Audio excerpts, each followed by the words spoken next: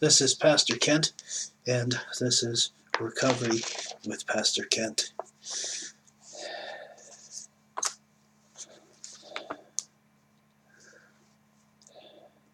Letting go of the past.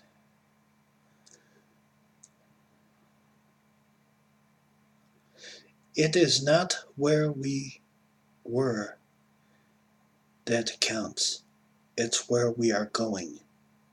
So the old saying is, I'm not what I want, I'm not what I used to be, but I'm not what I want to be.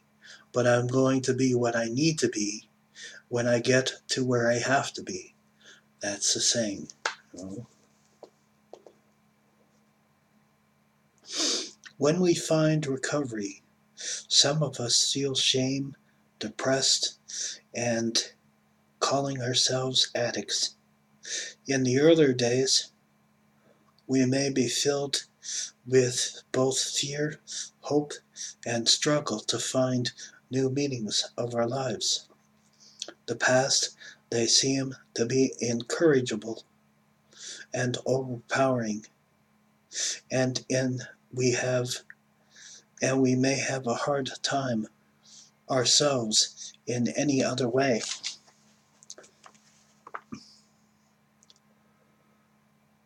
We also have, memories of the past can serve as reminders of what nightmare life was like. The fear and shame, though it may be difficult to let go of those memories, each day in recovery, we can bring us that much further away from our active addiction. Each day we can find a way to look forward and less to punish ourselves for. In recovery, the doors are opened to us. We have many choices in our lives. Is rich and full of promise. While we cannot regret the past, we don't have to live it.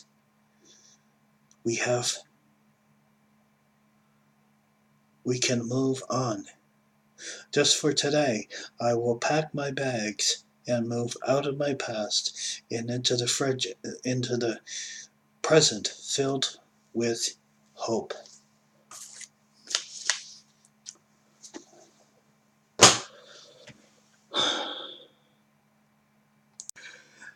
Many of us call this different stuff.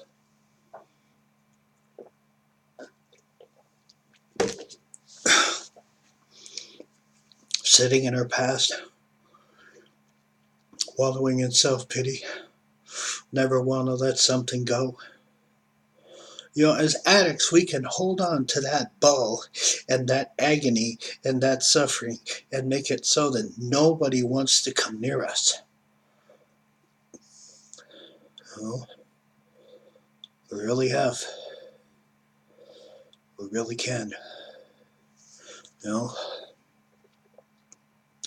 So today, I chose the topic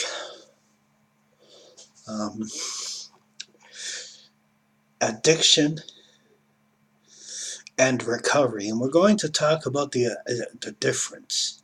The short-term definition of addiction is primary chronic disease of the brain. Reward, motivation, memory, and related circuitry dysfunction in those circuitries that leads to character, biological, physiological, social, and spiritual manifestations. This is related in an individual as pathological pushing or processing reward or relief by substance use on others in behaviors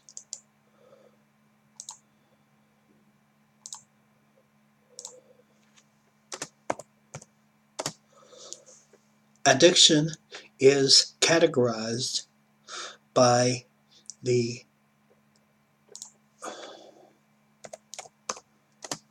inability to consciously abstain. So you have to understand that in addiction, you can't stop. There is no way to stop. It is impossible to stop. I look at my addiction over years that I used. I tried to stop numerous times and said, Lord, just help me stop this once.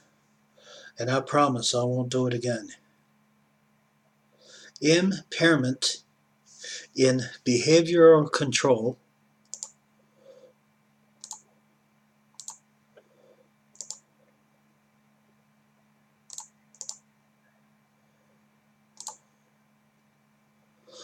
carving diminished recreational or significant problems with one's behaviors and interpersonal relationships and dysfunctional emotional response, like another chronic disease.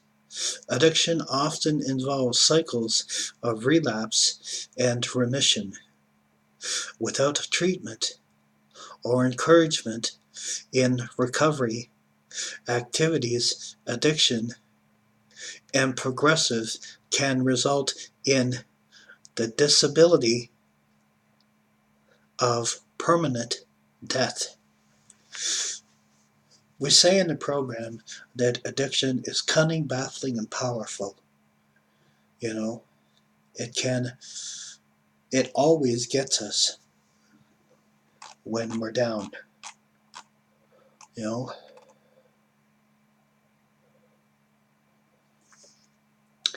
many of us in addiction believe that addiction only affected us. Well, according to the dictionary theologists of illegal idioms and encyclopedia, this is what addiction is. Addiction can totally disrupt a family life and cause harmful effects that can last a lifetime. This is why addiction is referred to as a family addiction. The disease of addiction affects the family on several levels, with disease of addiction in survival both of the addict and of the family members. It's at stake. According to the drug abuse government, addiction is a chronic, overcoming relapse disease that causes compulsive drug seeking, using despite harmful circumstances to the addicted individual, to those round him or her, but the addiction, its characteristics by inability to stop.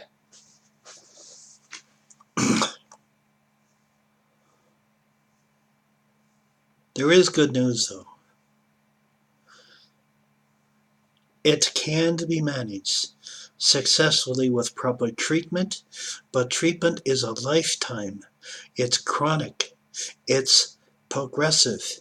It's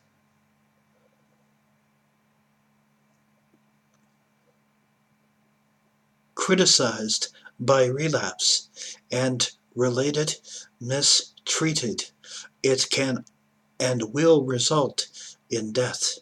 Yet addiction, a similar disease, is supposed to be cured in 7 days or 28 days of treatment. Phooey and hogwash. Doesn't happen. Addiction is a lifetime thing. You know?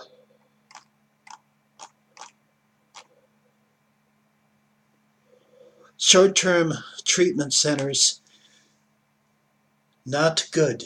It takes years to recover. You need to find the root cause of substance abuse and mental issues. substance abuse and its relationships to mental health problems. You know, it is proven fact that it exists. There is a link between substance abuse and mental health. In a dual diagnosis treatment center, both the mental health issue and drug or alcohol addiction have their own unique symptoms. Too many get in the way of their ability to function, handle life's difficulties, and relate to others. To make the situation more completed or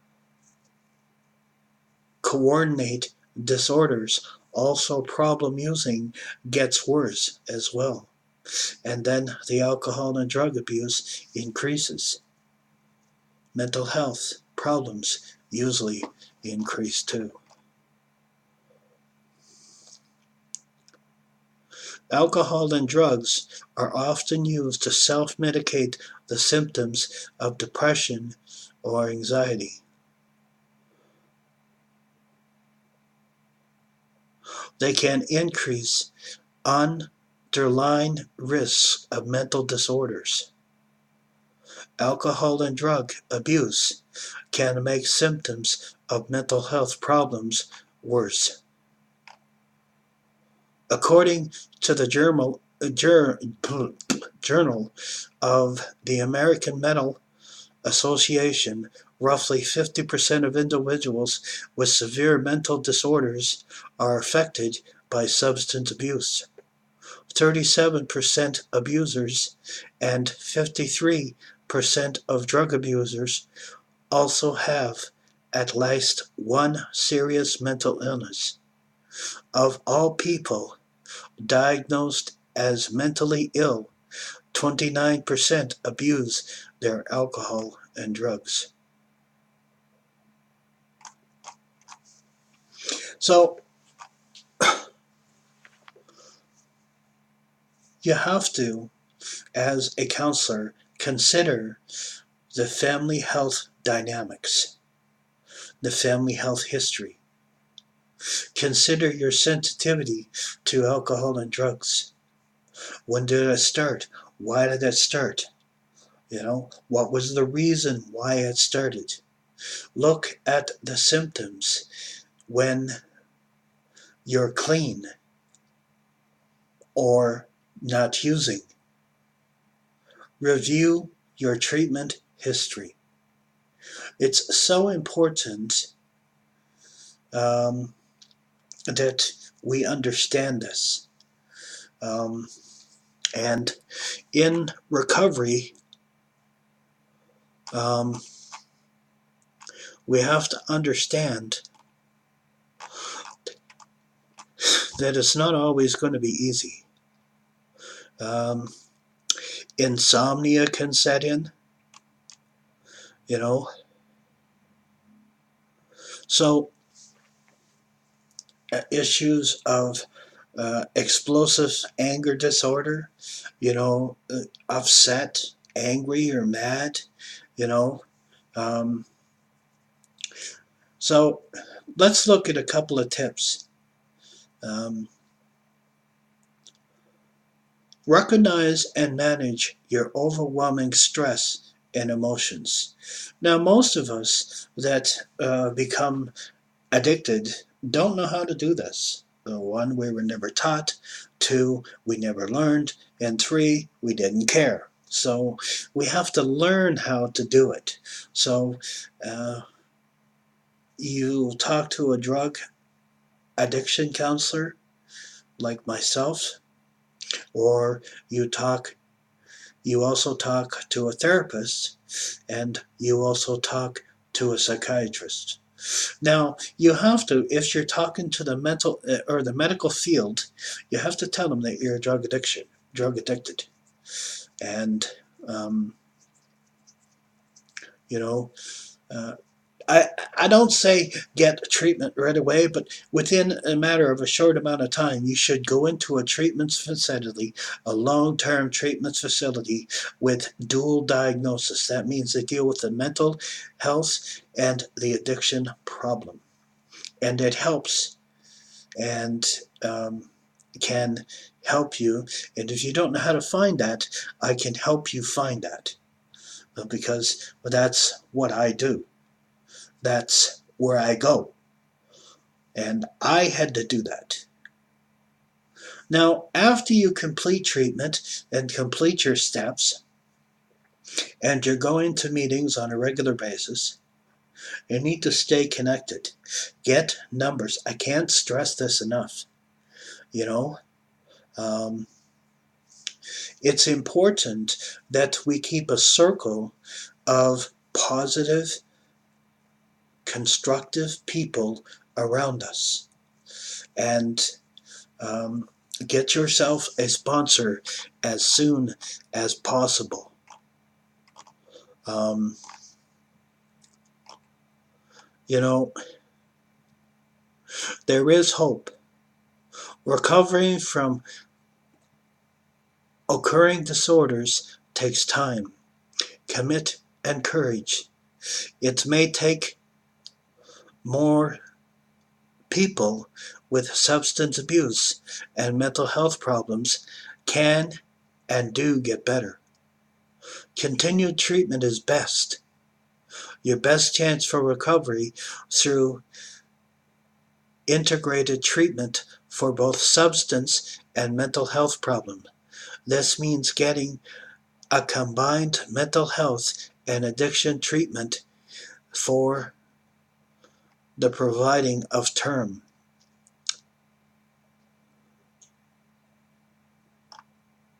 And you need to have peer support. Um, Join self-help groups or AA, NA, CA, GA. You know, if you don't know what those are, Alcoholics Anonymous, Narcotics Anonymous, Gamblers Anonymous, um, Cocaine Anonymous. There is a 12-step meeting group for anybody who's out there suffering. How do you find the right program and co-occurring disorders? Well, you have to deal first with the problems. Um, and you have to find out yourself. So you may have to take a year or 2 years to figure out. It took me 4 to figure out what I needed and where I needed to go. You know, um,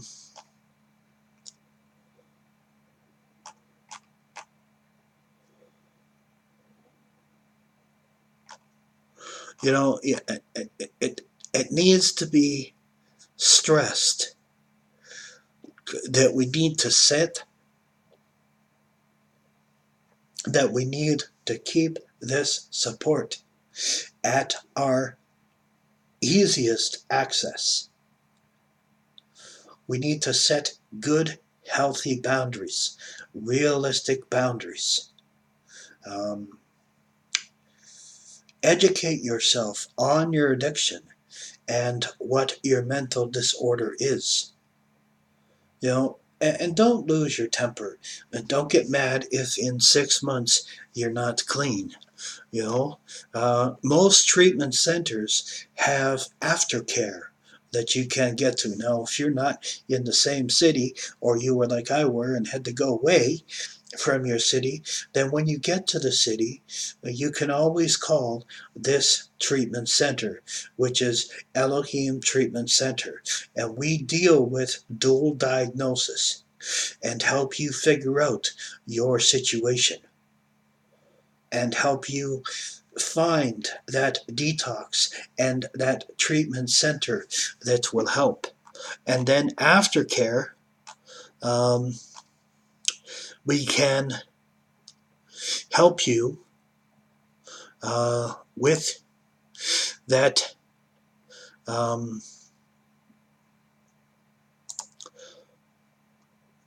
issue and that problem, because the last thing you want is an addict in their own mind. That's a horrible place to be, because you'll tell yourself all the lies and believe all the stupid talk that your mind hears, and you won't want to do that.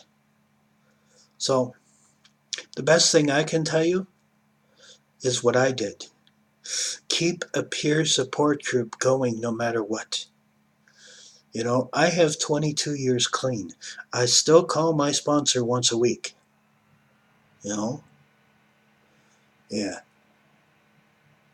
I still do online meetings. May God bless and keep you.